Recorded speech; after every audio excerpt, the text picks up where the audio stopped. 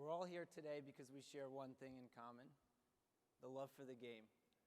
Whether it's the David Tyree catch, or the miracle, or the Dave Roberts steal, or Jordan in the '98 finals, we all can remember the times where sports captured or crushed our hearts. But 1 year ago, at this conference, the industry was at a crossroads. We discussed topics such as the coming war that referenced the upcoming labor relations and labor negotiations for several of the leagues, and fans feared whether the games that they loved were at risk. This year's conference and our first panel is really marking the rebirth of the sports industry. As several leagues face years of labor peace ahead, they look to new opportunities such as international growth and face new challenges such as staying relevant to a changing generation. Despite this rebirth, the leagues collectively face time-tested challenges such as competitive balance and player safety. For our first panel today, we're joined by the leaders who have shaped the games that we've loved, those who have been the architects of the moments that we've all come to enjoy.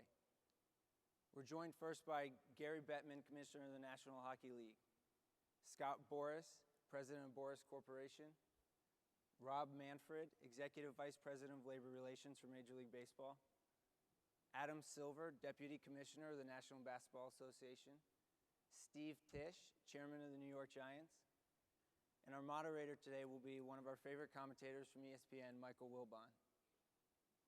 These are the leaders who've rescued the games that we've loved and the leagues from the challenges of the past and who are entrusted to ensure the best interests going forwards. Today's first panel is going to end at 10 a.m. The last 15 minutes will be taking questions. You can submit your questions, both those of you here and those of you watching at home, via Twitter using the #SSAC hashtag. And new this year, you can text in your questions. If you text your question and ask and the number 1 to 37048.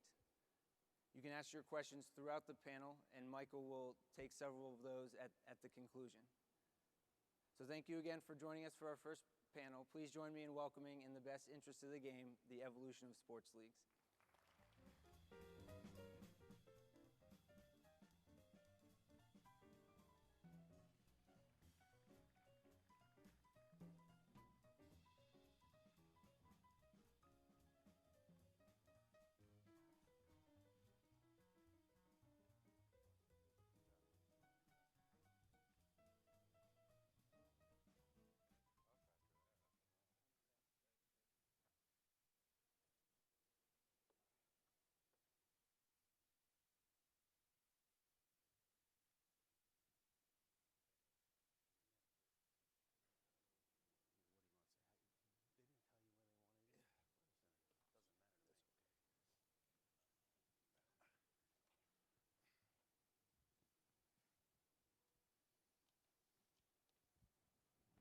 Good morning. This is some panel we've got here. You heard some brief introductions. I was going to do longer introductions, but I know so many people want to just hop right into conversation, and we're probably going to do that. You're familiar. I'll just go a little bit deeper with Gary Bettman, the Commissioner of the National Hockey League, who has directed the league to a series of incredible advancements in a tenure that began in February of 1993. I'm just going to mention one of the staggering things that's happened in the league. League revenue has grown from $275 million, well, just $275 million in retail dollars to $1.3 billion. It shows you a little bit about the growth of the National Hockey League during Gary Bettman's time. As well, you've also heard that we have Scott Boras here on our panel with 37 years of professional baseball experience since 1974, first playing infield and outfield with my favorite franchise, the Cubs, and my least favorite, the St. Louis Cardinals. An attorney who worked in Chicago and in law firms representing baseball players first, an All-American as a team captain at Pacific. So you guys didn't know perhaps that Scott was a player before he began representing players, and is in the University of the Pacific Athletics Hall of Fame, as well as all that he does that you know about. Rob Manfred, who has been an executive vice president at Major League Baseball, reporting directly to the commissioner. been involved in all of the major economic and operational issues in the game. His primary area of responsibility is baseball's collective bargaining relationship with the Players Association, serving as the chief negotiator for the clubs in 2002, 6, and 11. Also responsible for collective bargaining with the World Umpires Association, among other things. Adam Silver is with us. Many of you have been introduced to Adam in other ways already, the Deputy Commissioner and COO of the NBA, and became the Chief Operating Officer in July of 2006. Adam has been instrumental in many, many, many league accomplishments, including playing a key role in negotiation in the last 2 television agreements, the last 3 collective bargaining agreements with the Players Association, the development of the WNBA and the Development League, the partnership with Turner Broadcasting to jointly manage the NBA's digital assets, something that I know is particularly important as we go through this weekend, and his partnership with the NCAA on a wide-ranging initiative aimed at enhancing youth basketball programs in the United States, and the creation of NBA China, which we should absolutely delve into. Congratulations, obviously, in somewhat enemy territory, to Steve Tisch, the chairman and executive vice president of the New York Giants, who's had the distinction of being the only person on the planet with an Academy Award, an Oscar trophy, and a Super Bowl ring. One of the former is one of the producers of Forrest Gump, one of my 10 favorite movies of all time, Steve, just to throw that out there. What's your first? What's my first? We won't get into that. We'll double back to that. I know I'm asking questions. Awarded the Oscar for Best Picture, Forrest Gump in 1994. And of course, the latter is chairman of the Giants with 2 Super Bowls, including just a few weeks ago. Steve joined the Giants organization as executive vice president in 2005, but has intimately, of course, been involved with the franchise since his dad, Preston Robert Tisch, purchased half of the franchise in 1991. With that said, we're going to jump right in and talk about some of the things. This panel really, we talked about the evolution of sports leagues. And there's just no better group of gentlemen to have up here talking about this. As way of a little bit of background and description, in 1921, Judge Kennesaw Mountain Landis was appointed the first ever commissioner of baseball. His role, as stated, was to, quote, investigate either upon complaint or his own initiative an act, transaction, or practice charged, alleged, or suspected to be detrimental to the best interest of the national game, close quote. This panel of experts, and I do mean experts, is going to examine the evolution of league offices over the past century and how it varies from sport to sport. From drug enforcement and conduct standards to labor issues and broadcast rights, we're going to try to get the perspective from all sides on how the role of key leaders has changed over time, evolved over time, and what the future holds for what are some of the toughest, most demanding, and most visible jobs in sports. And we're going to start with something that we have to start with, even though it may be the least sexy of the topics in some ways, and that's labor, which has already been alluded to. This past year, we've seen how 3 leagues have handled their labor negotiations, heavy ownership involvement, heavy commissioner involvement, and resolution before lockout. And I just want to start, and Adam, you're probably the best person to start with, having dealt with this most recently. In your opinion, who is the best person or group of people to be managing labor relations, not just when you get to sort of a red alert stage, but that process all along, and why? I think the best group is the way we handled it, a combination of league office executives, team executives, and owners. In owners, in part, because situations vary from team to team, from market to market. In the case of the NBA negotiations, Peter Holt, the owner of the San Antonio Spurs, was the chairman of our committee. And I think in many cases, those owners, especially those owners who are also the operators of their franchises, are most familiar with the day-to-day issues, the issues that impact competitive balance, the issues that affect the economic viability of their franchises. At the same time, it's a collective bargaining agreement that's going to affect, in our case, all 30 teams and all 450 players. So there are also issues that can only be dealt with across the board. So I actually think where we've evolved, where it is heavy involvement from an owner's committee, a lot of staff time, a lot of analytics from the league office and from teams that go into determining what the impact is of the correlation of salary and competitive balance, and even analytics in terms of how to operate profitable franchises. So all of that goes into the mix, but I think combination owners and league office is the right way to handle it. Steve, obviously a few months earlier, you were very much involved in a similar, though dissimilar process. Obviously, the leagues are very different, the NBA and the NFL, but take us through your view of that same question. I think the challenge, that all the leagues certainly represented up here face are generically similar. And I agree with, a lot of Adam's observations. In addition to, great in-house staff at the NFL, Commissioner Goodell, who was very focused on avoiding a lockout, outside attorneys, inside attorneys, a 32-team ownership group, very united, very focused, very supportive of the commissioner's vision to avoid a lockout and to negotiate a successful settlement. We also found that player involvement, a group that eventually became a group of 10, sitting down across the table, 5 owners, 5 players, Commissioner Goodell, D. Smith, proved to be a very effective way to ultimately bring it to a settlement. And it's sort of a lot of moving parts. The process of settling, creating a 10-year agreement it was evolutionary, and maybe in some ways even revolutionary. But we wanted our fans to have a full season. We did not want a lockout. We wanted our partners, network partners, sponsors to have a full season.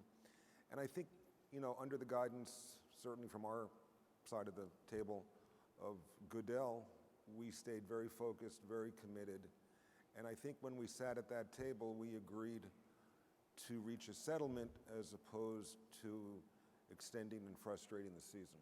And I think the 5 players on the players' side, they were very effective and very efficiently communicating the players' perspective, which had tremendous value. Scott, I'm imagining sometimes you're 180 degrees on the other side of this circle as to how you see the evolution of this process, particularly as it pertains to labor negotiations. Being David among the Goliaths here, I think that in sport, the concept of division of the product is certainly something that we can develop a system for that is both from the player side, with the understanding that when we talk about the player side and the manager, is that the average major league career or career in most of these sports is 3 years. We associate the athletes of note, stars, with having 10, 15-year careers.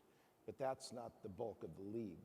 And the interests that are involved often in the division of the revenues of the product have to do with, frankly, the mass of talent and such that where unions and management are discussing, frankly, the interests of many that are not noteworthy in the profession. So that dynamic, I think, often is a difficult one because of the fact that we're often baking cakes in sports where the ingredients are largely unknown to us, because in sport, a star is developed rarely upon entry is the player known to be what they become. And because of that, it's hard to, I think we have a distribution system, we have a great dynamic that allows us to really equate when we have this forum, what it means, how we divide it. And there's constantly that edge for who receives what of the revenues. The hardest part of sport is that the interest of fans And the demand for the game is the most important part. And the idea of what we do to develop players and to keep that demand, to me, is the hardest unknown of the sport. Scott, I want to come back to you with a follow-up question in a second. But Gary, your league sort of kicked all this off. I mean, you were the first one with a sort of toe in the water here, forcing that direction. You guys did some things that were considered, I guess I could use the word radical at the time. You've got more time for perspective on this in terms of how it's evolved and how the process plays out. What are some of your reflections now? I'm not so sure it was a toe in the water. I think we dove in full body. And I think what Mike's referring to is 7 years ago, we shut down for an entire season. It's not something we're proud of. It's not something we liked doing, but we were faced at the time with a choice. Make a deal for the sake of making a deal, or change your system to something that was sustainable, because we didn't believe that we were in a viable position and we didn't think we had a choice. I think on some level, because we lost an entire year and then lived to tell about it, it may have impacted the dynamic that both the NFL, the NBA, and I suppose Major League Baseball went through, because I think the conventional wisdom up until 7 years ago was that nobody would ever do what we did, that either from a player's perspective, the owners would never stay together, they'd never be that unified, or the league would never cancel a season. We, as I said, were in a position where we believed, we knew we had no choice.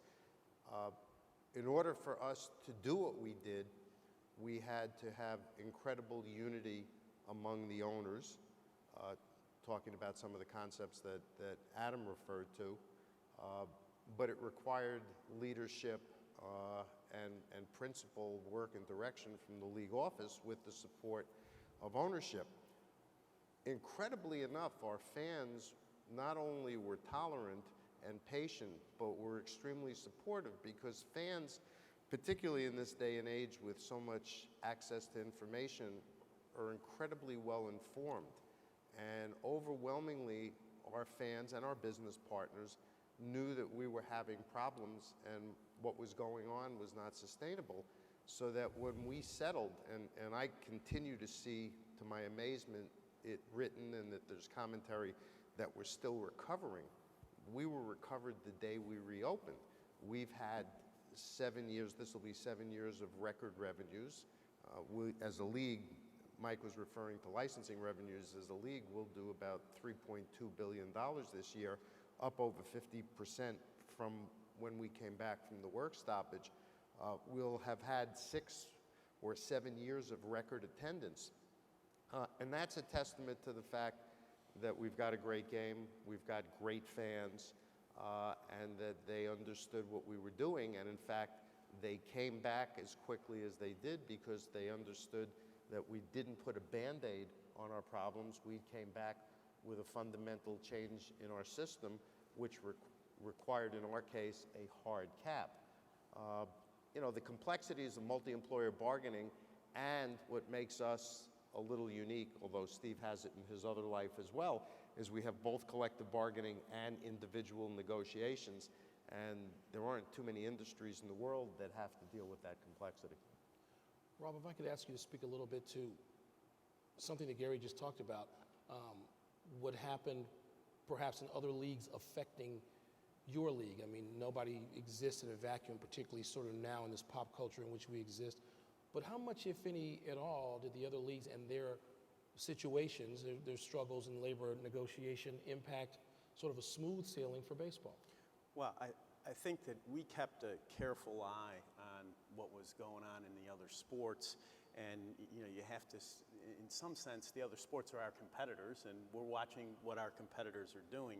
I think that probably the thing that has influenced the change in our labor relations most is that the memories of what 94, 95 was like have stayed with both parties for a very, very long time. And, both Michael and I were in different roles at that time. Mike Weiner, the head of the Players Association, but you don't forget what that is like, and when you get to tough spots, it encourages you to, I think, go back to the well sometimes and see if you can't find another way around the problem. I think that in our sport, two things have happened since my first negotiation was 89-90, and I think the two biggest changes that have occurred from a staff perspective. In 89-90, the process was a lawyer-driven process. Today, from a staff perspective, the analytical people are far more important than the lawyers. When did that happen?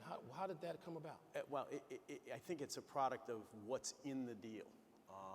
Particularly, which really gets to my second point. In baseball in particular, more so than some of the other sports, our agreement is more comprehensive in terms of including the major kind of economic regulations in the game. Our revenue sharing deal is in the basic agreement, unlike some other sports.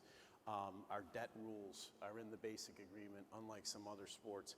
And as you draw those major economic issues into the basic agreement, you have to have more analytical people to deal with those issues at the table.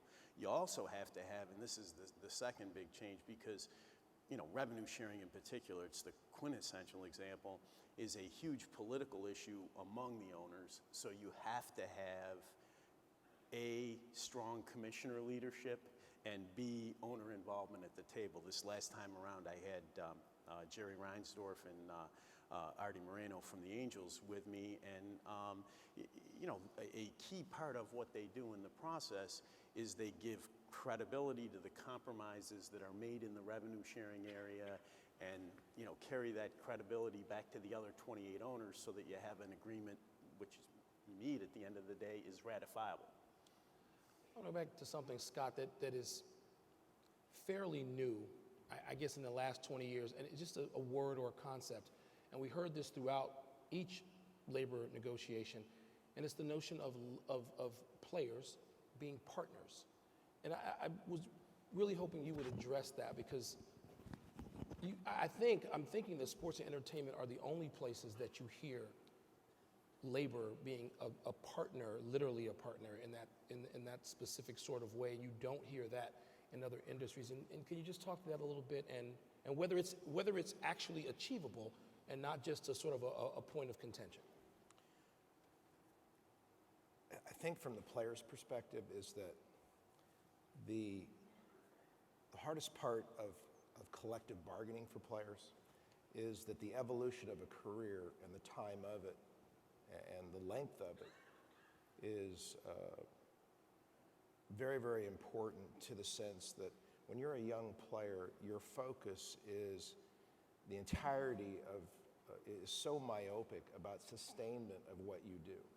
So what goes on in the outside world, including your own industry, is something that is completely apart from what you're trying to do, and that is become a major league player, to become a part of the system, to achieve that. Because when you go to spring training every year, the competition's so great. Your focus is that. So you have approximately 20 to 30% of the league that have less than 2 years, 1 year service, who are really, that's what they're looking at. They're looking at sustainment. Then you have a group of the superstars who are noteworthy, established, highly successful, guaranteed, they're in the process, and they have an opportunity to look at this from a point of understanding that what they have, what they've earned through their performance, is at risk without sustainment of the system.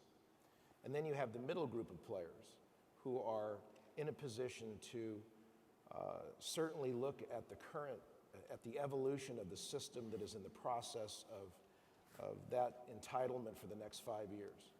That they are looking at it keenly to say that I'm in a position to evaluate and set forth my own personal path. So those three dynamics are in operation from the player perspective.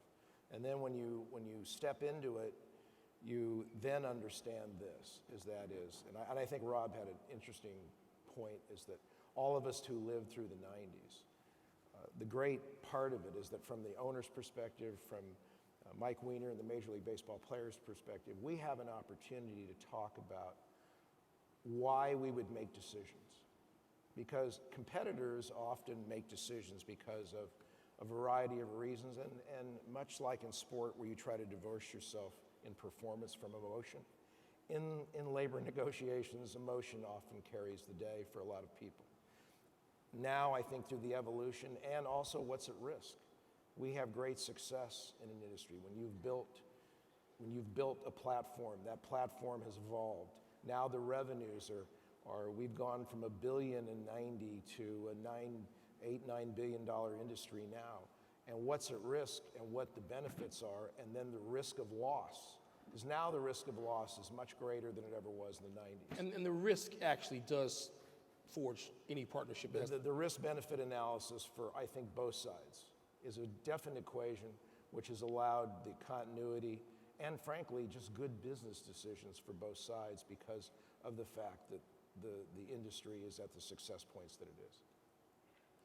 I just want to ask if how the outcomes and lessons learned from these recent negotiations have changed the way, and it sort of goes back to the initial question, but have changed the way each of the commissioner's offices might approach future labor negotiations. And obviously there's a period of labor peace coming for each sport now, but how do we think we're looking at something potentially radical, or are these things too complicated to have big changes? Is it evolutionary in the process? I mean, I think the process by design is evolutionary. I don't think that collective bargaining lends itself particularly well to, massive, quick change. I think that one of the things that has changed our labor relations was a longer term, and by that I mean multi-agreement approach to, we need to achieve certain things, but we're not going to get them all in this round. We're going to get some of them, and we're going to come back 5 years from now and do it again. And I think you only get to the point where, maybe the NFL has gotten that you're going to do a 10-year deal where people feel like they don't need to have that same kind of evolutionary process going on. If you're in the evolutionary mode, you're going to have shorter deals, like a 5-year deal, so that you can be back at it at a point in time that you make additional progress. Yeah.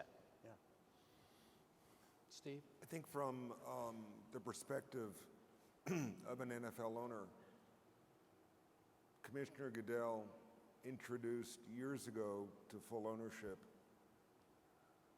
that an upcoming labor negotiation was going to be difficult, very complex, and Goodell proactively wanted all 32 owners to really understand what all of the issues could be.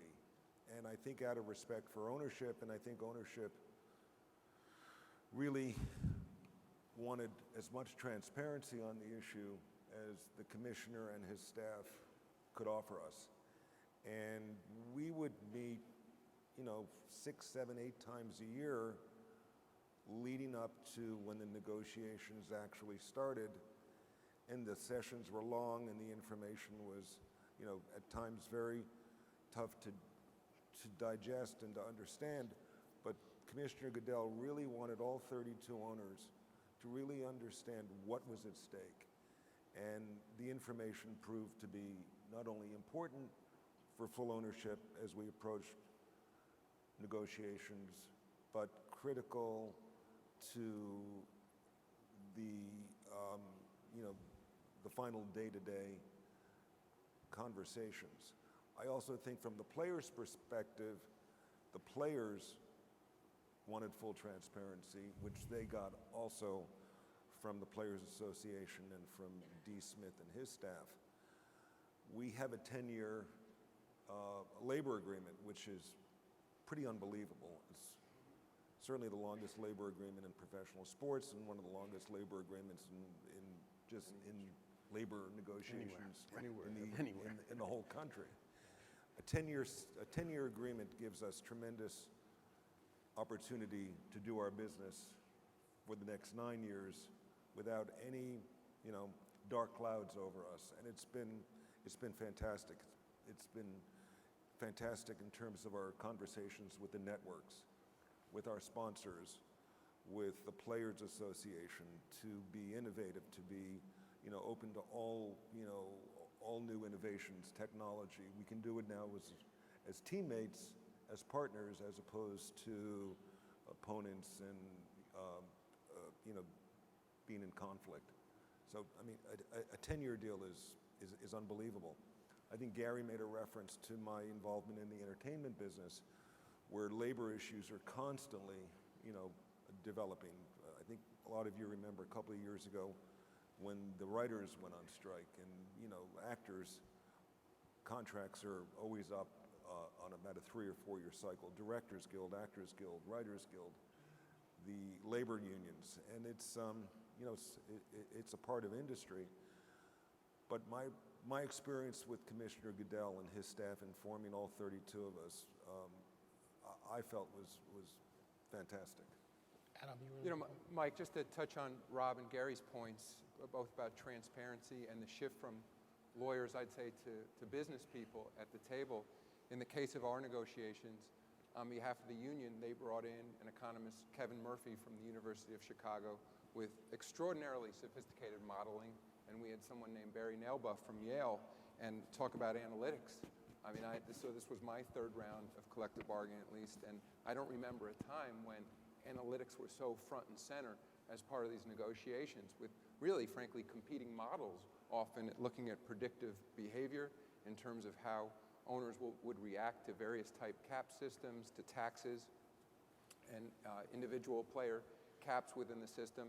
And also, Gary touched on transparency as well. I would say, it's pretty widely known going into our negotiations, somewhat similar to the NFL, we made a decision, to your point about partners, to say to our partners across the table, we had a system, cap systems are based on the sharing of revenue. That's how the caps are calculated.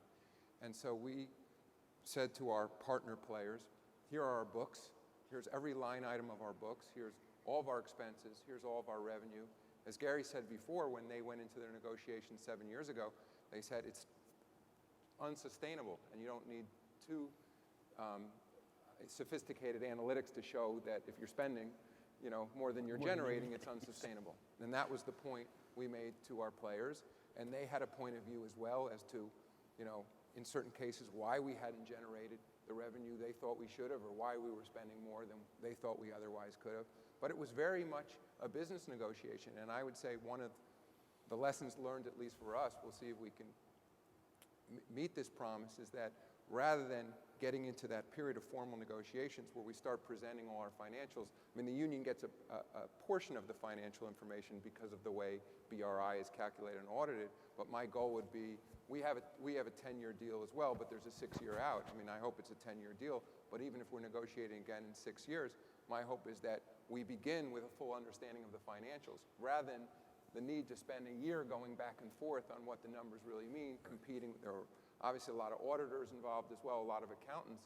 I mean, of course, then the economists can interpret it in different ways, but at least we would get to the point where we're partners, we all understand the data going in, and of course then it comes down to a negotiation over what the appropriate share is for the players versus the owners. And there's no way to, I think, around that negotiation, but at least we could come in better prepared and I think avoid some of the acrimony. And I would also say that because I think of the sharing of the financials and the way we began the process, I think it also, what helped us, just like in the case of the NHL, to hit the ground running when we did get a deal going. There was, I think it remained very professional. There seemed at least to be very little acrimony between the players and the owners. Everyone understood we were representing a position, the players were representing a position, but it allowed us to quickly move back to growing the pie together, to your point about partnership. Gary. Just to add to what Adam said, when you have a partnership or cap system, the way the NBA does, the NFL does, and we do, once you get through the negotiation over how you're going to split the pie at 10,000 feet, how much to the players as a group, how much does the league retain, theoretically, it should be a relatively simple problem-sharing exercise as to how you're then going to distribute the money among the players as a group. Because the system is closed, if you will. There's a certain amount of money that's going to go to the players. So how are you going to develop players? I guess it goes to Scott's point about how do you take care of the players with a short career? How do you take care of your superstars? But you would hope that it is a problem-solving exercise where the incentives are basically the same for both sides to reach a fair conclusion. As it relates to the evolution, and this is probably where each of the leagues differ, and there's no cookie-cutter standard way to view this, how your relationship develops, how collective bargaining goes, what's in your collective bargaining agreement, how long it is probably a function of the health of your business and the relationship that you have with your players and how well the collective bargaining agreement's working. If you've got an agreement that's working very well for a league that is robust from an economic standpoint, we'll use the NFL as an example, then you want to go forever. If you're having fundamental economic difficulties, if your competitive balance isn't so good, if you have franchises that are struggling, then you've got to address it. You also have to weigh in another factor, and that is, and it's not that it's personal, but the ability of the sides to have open and honest, transparent communications, and there to be a level of trust requires a relationship. And each of us have had relationships of varying degrees with our unions. In our case, and we're now up again after this season. Our current agreement expires next September 15th. We've had 4 executive directors, new executive directors, since we made the last deal.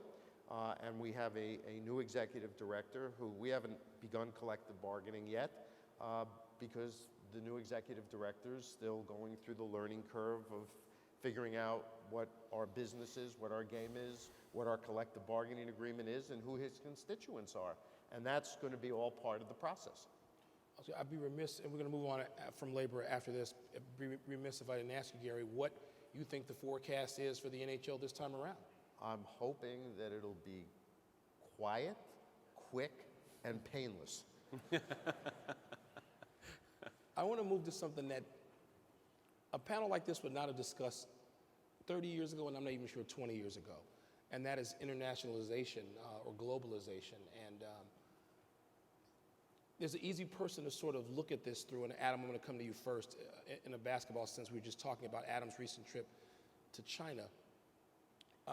That a Taiwanese American kid who matured from a basketball sense, and I guess a transition from boyhood to manhood right here, Jeremy Lin has triggered an entirely new look at the sport of basketball worldwide. It may focus on China, but also just doing some reporting a couple of weeks ago, talking to scouts who are looking in Africa, looking in South America, places where new, young professional basketball players are going to have an impact for decades to come. Could you just talking about evolution of a league? I mean, where you guys are now, and how much of this time, how much of your time does the globalization of your product take up for you? In terms of my personal time, a lot. Collective bargaining pulled me out of it for several months, but one of the first things I did when we got our deal done was schedule a trip to China, as I was telling you earlier, because after the United States, that's now our second largest market in the world, in part based on the fact there's 1.3 billion people, and second, I think we've just surpassed football, soccer, as the number 1 sport in the country with roughly 300 million people playing. But I think the point in terms of Jeremy Lin is that when I was over in China 2 weeks ago, and I was there in part to meet with Yao Ming, he was making the point that when he was a kid, at 5 years old, his hand was x-rayed, and he was taken out of, in essence, mainstream school and put into sports school. And that's often how athletes are developed there. At a young age, they're tested for aptitude for particular sports. And his issue was that there wasn't a lack of talent out of the hundreds of millions of people playing basketball in China, but both a lack of coaching and a lack of vision or swagger or confidence that somebody other than a big man could be successful at the highest level. And he was seeing the same thing happening in the national team. And I think what Jeremy Lin's success is serving to do, and it's happening already, is that a whole new generation of Chinese kids are realizing that they can compete at the highest level in the NBA. I mean, just one point on Jeremy Lin. I mean, there is, I'm sure Darryl will address this later because, of course, he was in the Rockets camp for some period of time, that Jeremy Lin, was not the result of a reality show, a global reality show to find a diamond in the rough. I mean, in addition, of course, playing right around the corner. You just gave somebody probably at my network an idea for a new show. Well, I mean, but my only point is that I think there's fewer of those diamonds in the rough than people realize. I mean, so in addition, obviously they're playing 4 years at Harvard, this was someone who was identified by the Dallas Mavericks as someone who should play for their team in the Las Vegas Summer League. Jeremy had a 2-year contract with the Golden State Warriors. He was then brought into camp by the Houston Rockets and then ultimately brought into camp by the New York Knicks. So clearly teams saw talent in this young man. I mean, again, Darryl, others could explain why it wasn't identified in the appropriate way, or it may just be a function that there was an opportunity in New York that didn't exist at other teams. But I would just say for the global development of our business, what we're seeing in China is happening in other markets as well. We, of course, have an owner from Russia now. I think where we're fortunate, at least compared to some other sports, because we are an Olympic sport, have been an Olympic sport, I mean, of course, hockey is too, since 1936, that I think we in some cases get more credit than we deserve. It's very much a global sport. It's been played around the world for decades and decades, and just as a result of some economic factors, societal factors in countries like India, where there's not large amounts of open space, that basketball fits particularly well in dense urban economies. It's a sport that girls can play. It's a non-violent sport, which is important in some of those countries. And it's a sport that stands for fitness. So in a lot of cases also you have governments, and I've seen this in Russia and China and India in particular, where even in very poor nations, governments are dealing with childhood obesity issues, diabetes, and so they're looking to have a more active population. So it gives us real advantages in building this sport. Gary, I wanted to ask you about this. Because I mean, one of my favorite things to do, and I've covered 10 Olympics, is the Winter Olympics. Is once professional hockey was included in the Winter Olympics, where are your new areas, your new frontiers, if you will, and how is this? I mean, you guys had it earlier than any other professional sport, but where's it going now? Well, let me take a step back in terms of the question of evolution of sport, that even will hearken an era before anybody focused on international or before phenomena such as we've seen you raising Jeremy Lin, or whether ESPN should do a new reality show. I've been in professional sports now for 31 years. And when I joined the league office, it was the NBA at the time, there were 25 employees, including support staff. And the point of what I'm saying is none of the leagues were in most of the businesses that we're in now. We all had TV contracts to some varying degree, although the NBA at the time, the NBA finals were on delay tape. You negotiated that deal, Gary. No. I inherited that deal. I inherited that deal, but I fixed it. But the point being, when you look at the evolution of us as businesses, whether or not it was sponsorship and advertising, the NBA had one business person at the time doing licensing, and that was in the era of when Starter started the satin jackets. Yeah. That was the beginning of the licensing boom. It was before Nike was Nike. And media, non-traditional digital media, didn't exist. And even in the 20 years that I've been at the NHL, when I started, there was no NHL.com, there was no NHL network, there was no NHL radio.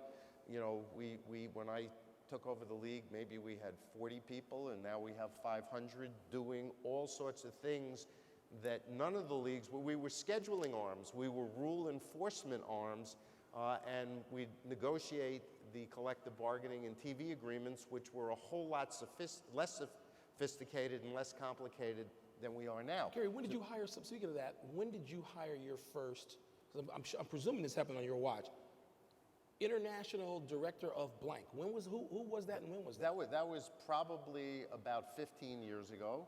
At that time, we even opened an office in Zurich. But again, this is where we're all different in terms of international growth. The world is shrinking because of media. If you live in Sweden, for example, which is a country that gives us a lot of our players, you can get every one of our 1,230 regular season games in some form of media live. 10 years ago, people would have locked us all up if we even talked about that as a concept. But we're all different. The NBA is very popular in lots of countries like China, where we're not. We are extremely popular in Northern and Eastern Europe. 28% of our players come from there. But they're not waiting for us to take over because they have their own professional leagues. And so what we can do is be supportive of the growth of the game of hockey and encourage on an ongoing basis the continuing development of players from those countries. Football probably and baseball have a harder time developing internationally because outside of South America, the Caribbean, and Japan, it's harder to translate the game. People still think you kick a round ball, that's the other football. But that's why, as the world shrinks and as we as a media property become more and more attractive because we're easily transmittable around the world, we're going to develop in different ways and at different points. Going back to your question, which I kind of hijacked, the Olympics is still a mixed bag for us because we have to shut down in the middle of the season. There's a loss of momentum in terms of attention that we get, in terms of the promotion of our game, either directly by us and our clubs or by sponsors and the promotional things that they're doing. There's a gap in the schedule. It comes at a time of the year where there's no baseball, there's no football, and it's just us and basketball, which is a good time for us. And competitively, it's a tough issue because of the diversity of our playing rosters for our clubs.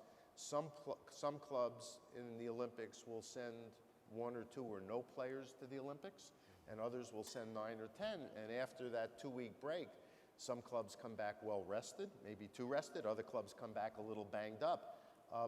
When the Olympics have been in Salt Lake City and Vancouver, and you wind up with the U.S. against Canada in the gold medal game, it's really good.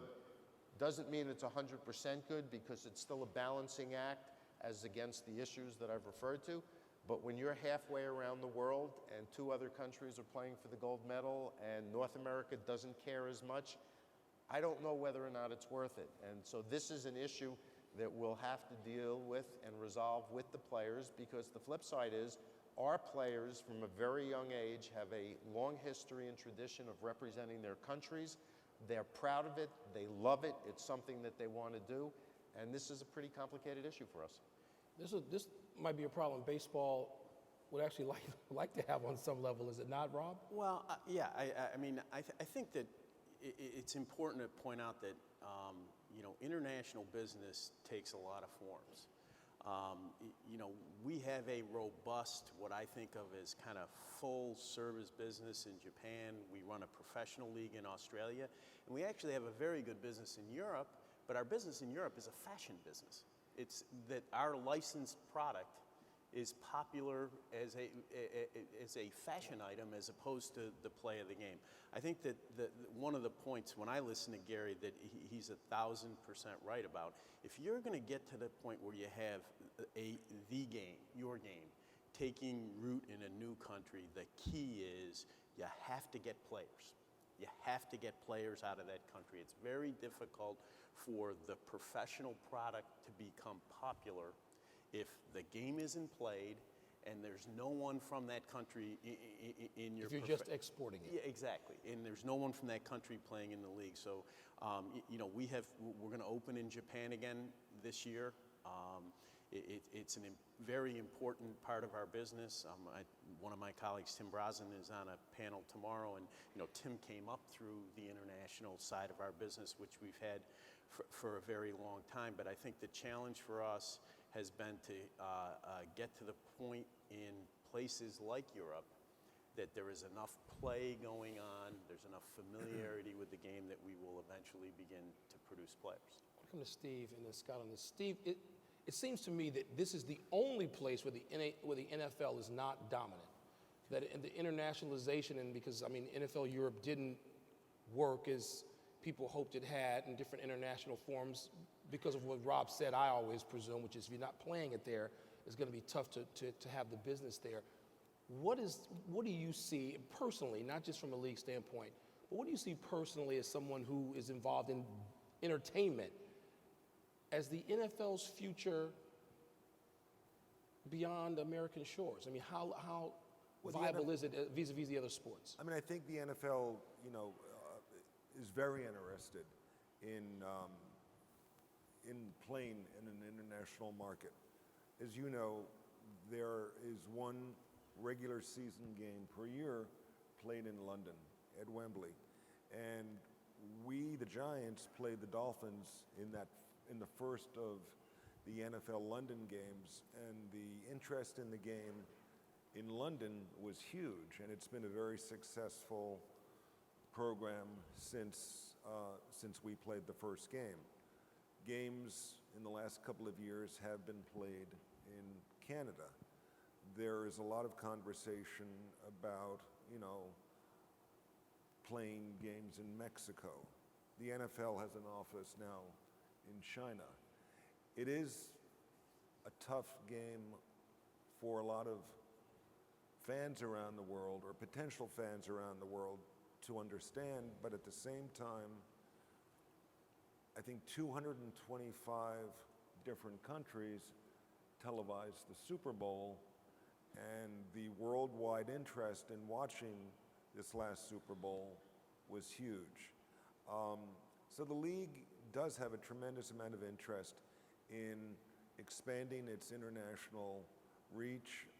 It's going to take some time, but I think the commissioner is very interested in finding ways to bring the game of American football out into a world that really still doesn't understand on a global basis what American football is. Culturally, it's very different, obviously, from what most of the world refers to as football, which is what we call soccer. So there's a learning curve that has to be put into place, but it is something that's very high on, I think, the NFL agenda. Scott, you have had such success with reach in the traditional areas that baseball is played, and Rob, of course, mentioned Japan and Central America, but what actively can you point to that you're involved in now? Because obviously, when you can expand that sort of thing, it's great for all of your clients. What is the sort of the outlook that you have on baseball's globalization? Well, I think again, the Lin concept actually happened in baseball a while back with Ichiro, because we had a player who was evolved in the game through the resource of having, and when you read Lin's history, he's a Bay Area young man, but this young man, when you look at a player and what he's done to evolve his game, the constant commitment, the different coaches, the path he's taken to become the player he's become, is a process of academics and a process of athletics and true discipline and commitment. Ichiro comes here and becomes an immediate, not a position player who's a part of the league. He becomes a statured player.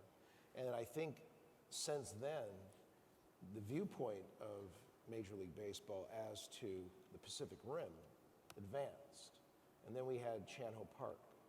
We had a player that came here and was a significant contributor to a major market team in Japan.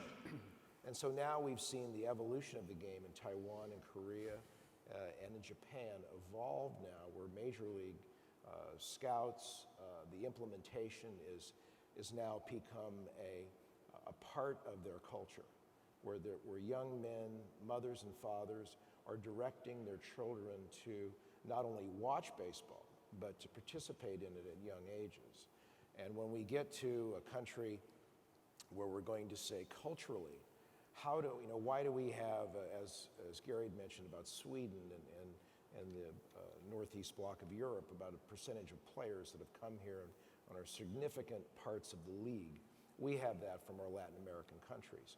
I was going to say, is there a percentage that is there a number you can affix to baseball's participation, either of you, Rob or Scott, in terms of internationally born players? Yeah, our internationally born players, if you look at the minor leagues, is over 30%, and at the major league level, I think it's just under 30. And the thing we have to have, though, is that from the third world countries and Latin American countries, for players to come here, generationally, it's much easier. It's easier because this is a better life. This is certainly the amenities, the culture, and such. I think in nations where in Japan, for players to leave Japan to come here, they do it by reputation more so than by comfort. Because living in Japan it's a very comfortable place to live. It's a very modern Western culture, and the food and how they live their lives is something they frankly don't want to give up. For a lot of the third world countries to come here, it's something they readily give up. So the commitment culturally to play the game, in my mind, rests with the fact that when you have a country and a product where you can reach a success point with your children and they can advance, you as a parent will direct them to do that. And I think when we just consider China, we have to understand that we have a revolution there where much like Japan, we're going to have a very successful culture, and we're going to have to bring a product there where they know that product can frankly be played in their country at great length, much like Japan, before we ever consider getting a large number of players to play here. Steve? No, I'm just listening to my colleagues. So I just put my producer hat on. And I'm thinking maybe the sequel to The Blind Side could be finding a 260-pound Chinese linebacker to live with a family in Tuscaloosa and play at Alabama. There's an Academy Award somewhere in there. We've got about 15 minutes left, and we've got some questions, I believe, some Twitter or internet questions. We should try to race through if we can. Some of these I don't know that we can get an answer to. Adam, this has to come directly to you. Remember, this is someone else's question, not mine. How do you handle small market teams like the Bobcats, preventing them from losing money? Preventing them from what? Losing money. Well, part of it is the new collective bargaining agreement. We designed a system where we feel that well-managed teams have an opportunity to make at least some amount of money and be competitive. I think there's no question that Michael is struggling a little bit in Charlotte. He inherited a team that wasn't doing well, that did not have strong support in the community, but he assures us that he's working harder than he ever has in his life and is playing less golf than he ever has in his post-playing career. And it's hard work. I mean, we can't, and this was a discussion that came up during collective bargaining because the union, Billy Hunter often said, you're looking for an idiot-proof system where anybody who can own a team will make a profit. And by the way, not calling anybody an idiot, but maybe the NFL has created that system because you're so successful. But in the case of the NBA, where it's far from an idiot-proof system and management is critical, and it's harder in some markets than others, and especially if it's a small market and you haven't had a certain degree of luck in the draft as well. So, but we're hopeful that Michael will turn it around in Charlotte. We think it's a great market. It was at one point, back some number of years ago, Charlotte even led the league in attendance. Like 6 straight years. if I'm Right, not so mistaken. I don't think there's any doubt that the opportunity remains there. We're going to go to something that's in the news, which I'm glad we're getting to through this question. For Scott and for Rob, what has Major League Baseball learned from the Braun investigation? And we'll just stop it there. I won't even go to a follow-up. What has Major League Baseball learned from the Braun investigation?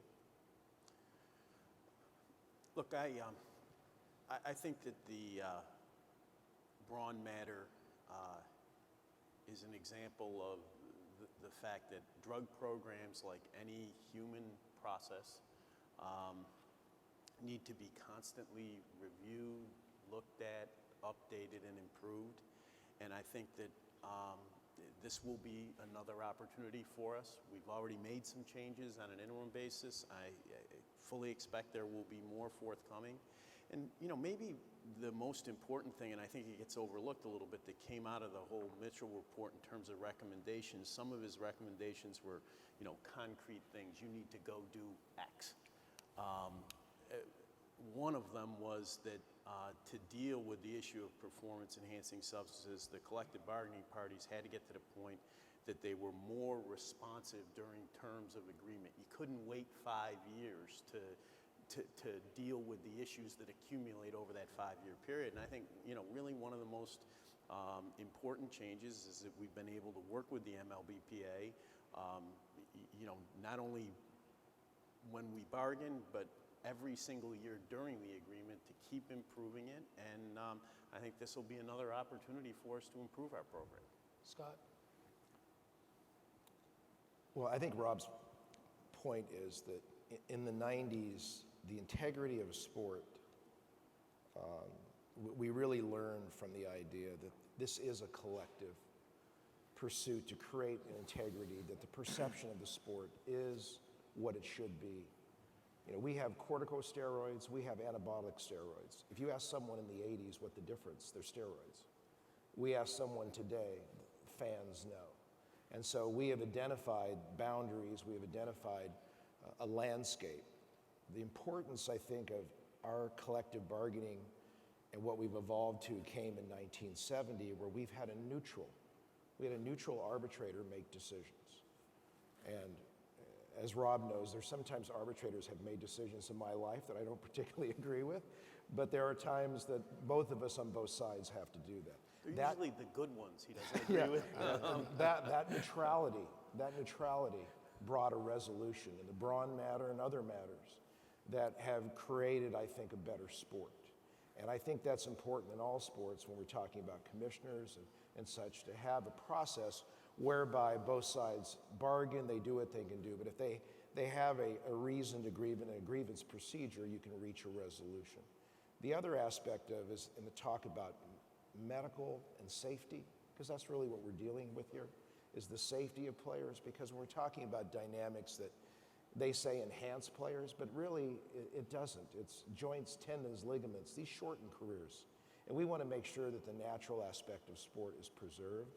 And in the creation of dynamics, we have a lot of things going on in medical science and pharmacology. We need advanced medical boards so that we can create these boundaries in advance of medical science, stem cell, all the latest pharmacological advancements, how we're dealing with blood in today's work and in care and treatment of players. So we have a lot of reason to create panels and resolution in advance, because the most important thing we can do for the integrity of sport is to create advanced boundaries consistent with the evolution of medical science, because we're really talking about what the athletes know, what the owners of the teams know, what the commissioners and the unions know about medical science, so we can bring boundaries so we don't ever have what happened in the 90s of baseball. Well, I mean, that leads me to, would have led me to the next question. In this case, it leads one of our Twitter followers to a next question. For Gary and Steve, how are your leagues dealing, and to your satisfaction, with concussions? And obviously in both your leagues, this has been an enormous undertaking, an area of concern, particularly for the last, 36 months. Can you, Gary, you want to start off addressing that? Obviously, player safety is of paramount importance to all of us. I don't think there's any question about that. The issue of concussions in sports where physical contact is not only permitted but encouraged is one where you're going to see injuries and you're going to see concussions, and what we have to try and do is minimize the incidence of concussions, because it's unrealistic to think that you're never going to have any, and to make sure that the players are being appropriately treated for whatever medical condition they have. Our history, the NHL's, goes back to 1997. We were the first sports league to form a working concussion study group. We did it with our players, with our doctors, with our trainers, and the league. We were the first league to have baseline testing, the first league to have protocols for decisions relating to diagnosis and return to play.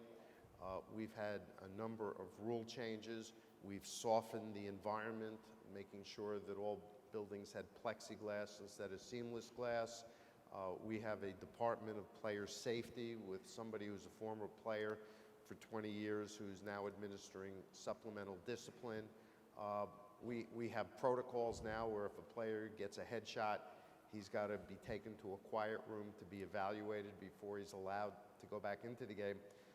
Long story short, while the medicine continues to evolve, because even the medical community is trying to figure out exactly how to deal with concussions, I think it's fair to say we're diagnosing more aggressively and treating more conservatively. And part of that relates to the fact that we're changing somewhat the culture of the game. Players, teams, physicians, trainers, coaches, everybody is now more sensitive to the fact that a player may have a concussion and that it's okay to acknowledge concussion-like syndrome and symptoms and to get treatment. And if you're going to have a concussion, we at least want to make sure that you're getting the appropriate treatment, you're not being rushed back, and we are doing things like we've changed the headshot rule to try and minimize contact, although interestingly enough, the bulk of concussions now are not coming from headshots, not coming from fighting, they're coming from collisions, including with teammates, players falling and banging their heads on the ice, players being hit in the head with sticks and pucks. And so when you have a fast-paced physical game, you can't simply say, okay, we're getting rid of concussions, because that's not the real world. We've got to minimize To it. follow up there, Gary, I want to get to Steve quickly, as I know we're running out of time. Are there radical or aggressive on-ice rules, in-game rules that you guys are now considering? Because some of those things are tough, if not impossible, to avoid. Well, 2 seasons ago, we said if you hit a player from the blind side and you target the head, you get a penalty and you're probably going to get suspended. After watching that rule for a year, our general managers and then ultimately the board, with the consent of the union, concluded that if you target the head from any direction, and that's the principal point of contact, that too will be a penalty and likely result in a suspension. So in instances where the head's being targeted, we're getting that hit out of the game, except, and I'll give the ridiculous example, since we're in Boston, if Zdeno Chara is checking me with a clean body check to the chest, for emphasis, that's what my head would feel like. In every instance, he will make head contact. And so unless you want to fundamentally change the game, you can't simply say there can't be any contact with the head. Otherwise, you'll take the physicality, which is an essential element of our game, out of it. Steve, real quickly, you guys, the NFL in some ways has fundamentally changed certain parts of the game. I always argue the defense is being legislated out, maybe necessarily so, but can you speak to the NFL and just as a person who has stewardship of a team in the interest of physical health of players, how you feel about this? Look, I think that the NFL and the individual trainers, the head coaches, there's a tremendous sensitivity to the issue of concussions, head injuries, and injuries. And on many different levels, you know, whether it's a player now sitting out 6 days on the average as opposed to 3 days, I think that's a good sign. We have really encouraged our equipment partners, helmet design, constantly being reviewed. We are proactively moving towards, you know, medical research, equipment research, treatment research. It's a big issue. It's an issue that's gotten a tremendous amount of press attention, press coverage. It came up certainly in the CBA. Statistically, the number of concussions was down in the 2011 season. But the trainers, you know, have all been told by ownership to be very conservative and very sensitive to these issues, especially, you know, once a player retires from the active game of football, the issue of head injuries, you know, extends way past their professional playing. Are we therefore looking at an independent physician? I mean, certainly some people, and particularly in the players' associations, are calling for eventually, if not sooner, independent sideline physicians. Steve, is that where we're going? I mean, the competition committee meets every year, and these issues related to head injuries and related to injuries is going to be a big topic, you know, now that we're in the off season. And that is a possibility is being discussed. I mean, I think everybody, you know, knows that the league and the 32 individual teams are very sensitive to player safety, and player safety is a priority and has been a priority for a long time. As I just mentioned, the teams in the league are very proactively doing research and funding different research programs. We want to stay ahead of it. We don't want to look back and say, why didn't you do this and why didn't anybody think of that? We want to be leaders, and I think whatever research and whatever findings we can bring to not only professional sports, but there's a lot of work that we're doing, that the NFL is doing with the military, because the military has a lot of the same challenges that football, hockey, and other sports have too. So there's a real sharing of information, which I think is critical also. I will take more questions, but I've already been signaled to shut up. And I know there are other programs and people have a million things to get to today. So please, let's give a round of applause to Gary Bettman, Scott Boras, Rob Manfred, Adam Silver, and Steve Tisch. Thank you very much. And thank you